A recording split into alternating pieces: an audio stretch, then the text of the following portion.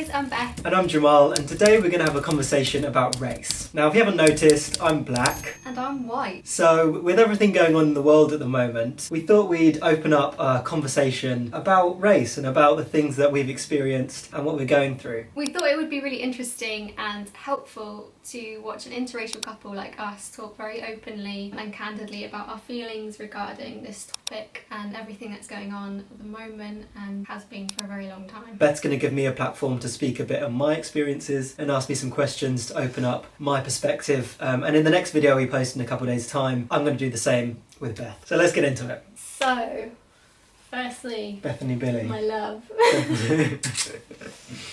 how are you feeling at the moment about everything going on? And It's a good question. I think me and a lot of black people I've spoken to, we just feel very emotionally exhausted. It's an emotional roller coaster anyway, but especially over the last couple of weeks, it's just felt very heightened. The fact that it's all come to a head is partly because of coronavirus and everything that's happening with the pandemic. But this is, lifelong issues that are all kind of epitomised with George Floyd. yeah. And I think that's the real heartache, and that's the real pain behind it, is that there's what I like to call splinters, microaggressions of racism that black people experience very regularly that, might look very minor, but they leave a mark, they leave a splinter. Yeah. And over time, those splinters build up and suddenly you don't realise how much pain you're carrying. And something like this comes up and it flares up something in you that's been brewing for so long. And so it's just quite exhausting having to walk around with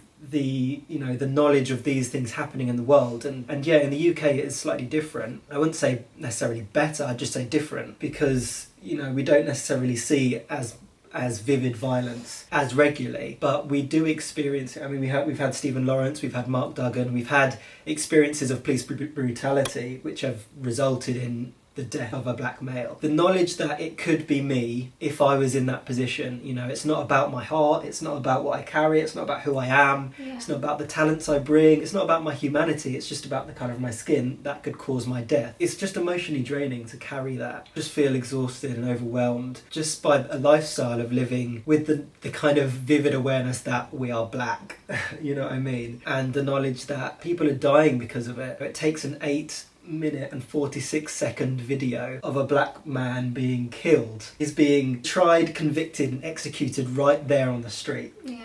It's a shame that it's taken such a gross, disgusting act to spark such rage. We didn't post a video last week just because it's so tiring. Yeah, it's a lot. It's quite exhausting just to kind of have these conversations, even though they're so important. Exhaustion is probably the buzzword for how I'm feeling right now. Yeah.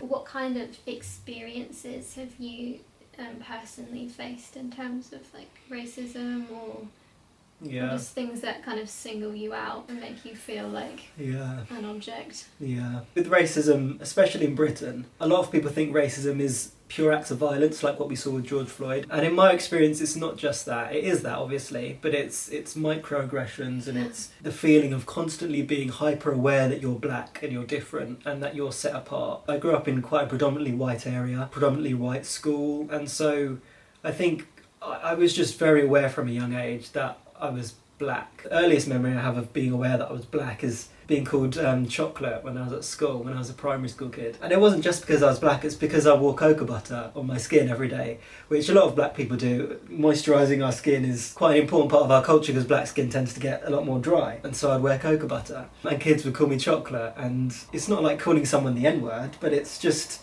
I know I'm different because I look different and I smell different because my culture is different, so I'm singled out. It's just being constantly aware of that throughout my life has been something that I've had to battle with. It's like we don't get the opportunity to abstain from the conversation. We don't get the privilege, I guess, of not having to have your race be the thing that defines you, or the way you look be the thing that defines you. Yeah. I would say I battled a lot with my black identity growing up because of being questioned about it so much from such a young age.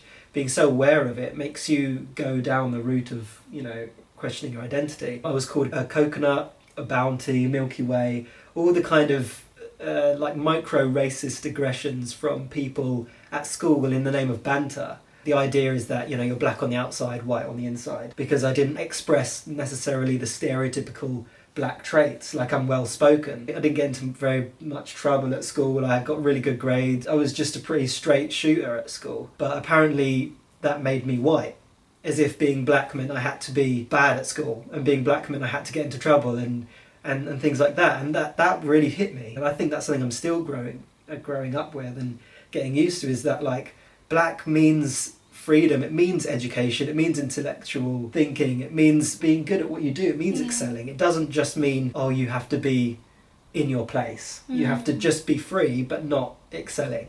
And I think that was really hard to kind of come to terms with, was that apparently I didn't fit the black mold because I excel in things, and to think that I'm limited by the colour of my skin and people see me in a limiting way because of the colour of my skin, it's just it just gets to you, and it's just draining, and it's like, unfair, what? I grew up being taught that I have to work twice, 3 times and 4 times as hard as everyone else because of the colour of my skin, and because I'm fighting not just against the statistics, but against people's perceptions of me just because of the way I look. I remember a really vivid time when I dropped Beth off at work and the car broke down, the brakes went, and I had to go get the brakes fixed. And I was in this backwoods village. I kind of pulled up to a place that was going to get my car fixed, and they said they'd fix it. So I was wandering around, there was a community centre open. I'm thinking, well, there's no Starbucks, there's no McDonald's, there's nothing here. So I went into the community centre. Everyone was white, probably the youngest person was probably about 55, 60. And they were all lovely, they all smiled. I said, oh, come in, have a cup of tea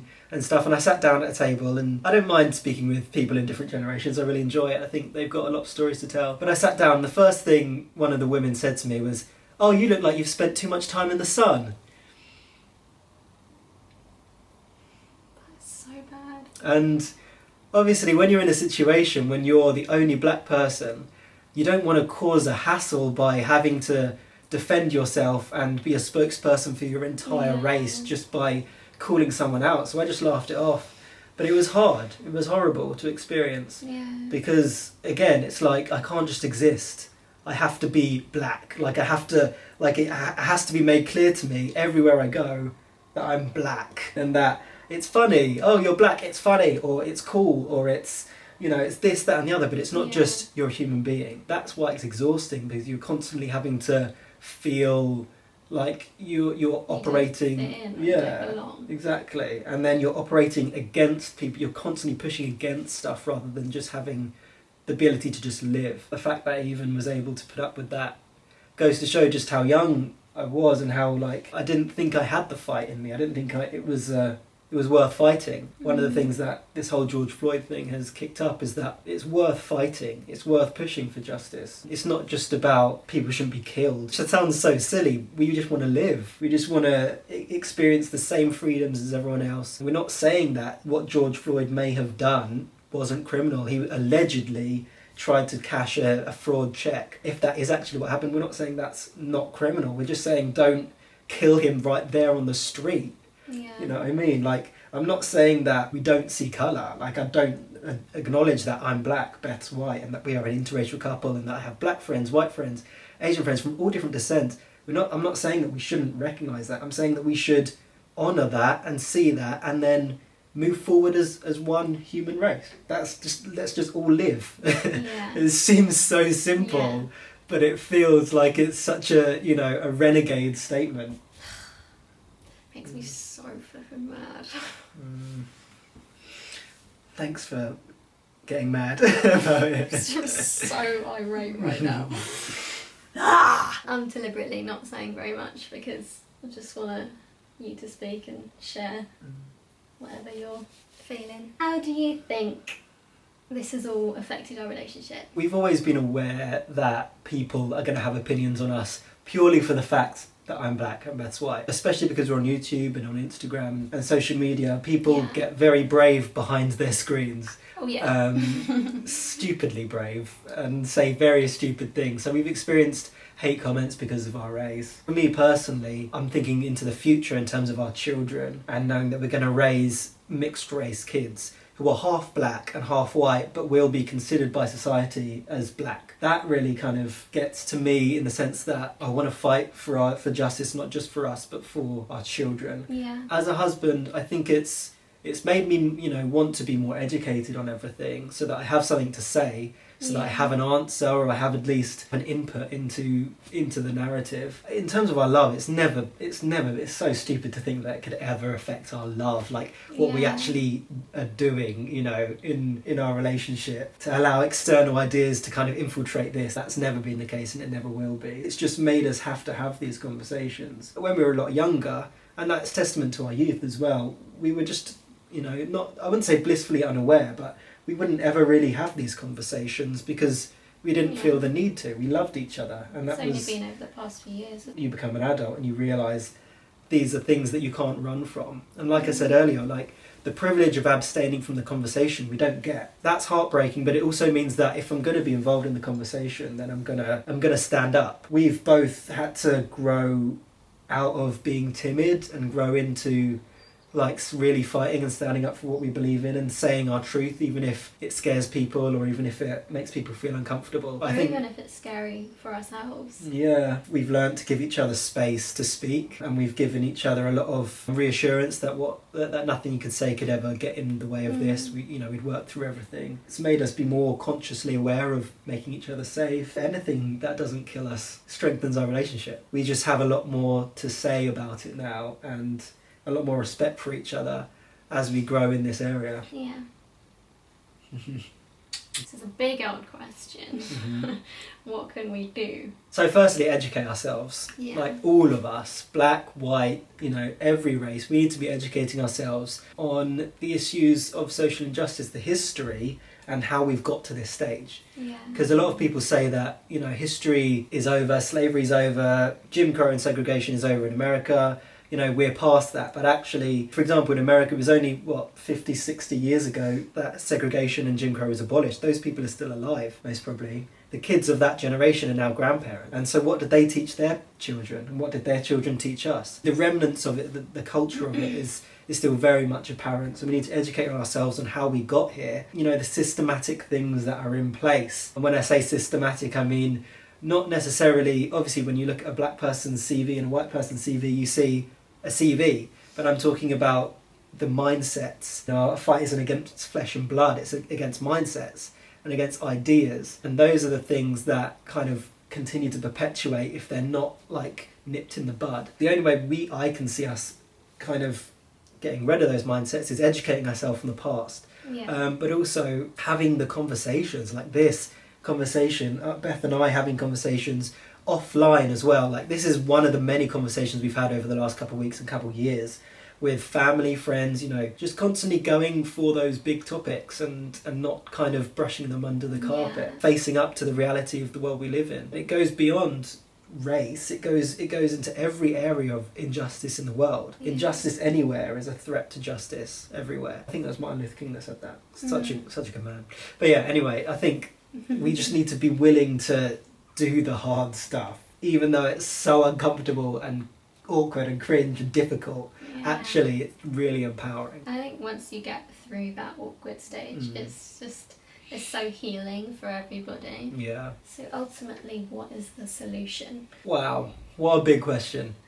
I don't think any one person really has the full extent of that. I think that's the whole point, is it has to be unity. We have to recognise that we're all part of one body. We have to recognise that we all bring something to the table and honour each other's valuable gifts, honour each other's inherent value as a human being. But in order to get to that stage, we need to recognise the injustices first. You know, we want to get to a place where all lives matter.